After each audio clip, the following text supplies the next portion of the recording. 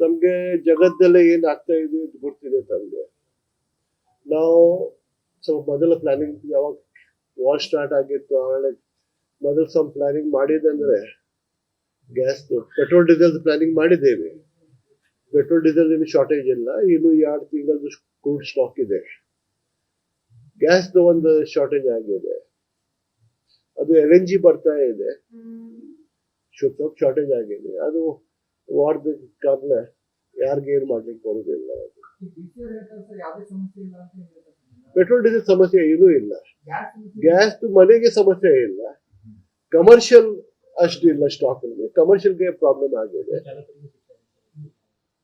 ಸ್ವಲ್ಪ PNG gas shortage ಇದೆ. ಇಲ್ಲ ಬರ್ತಾ ಇದೆ, ಸ್ವಲ್ಪ ಕ್ವಾಂಟಿಟಿ ಕಡಿಮೆ ಆಗಿದೆ, ಬರ್ತಾ ಇದೆ.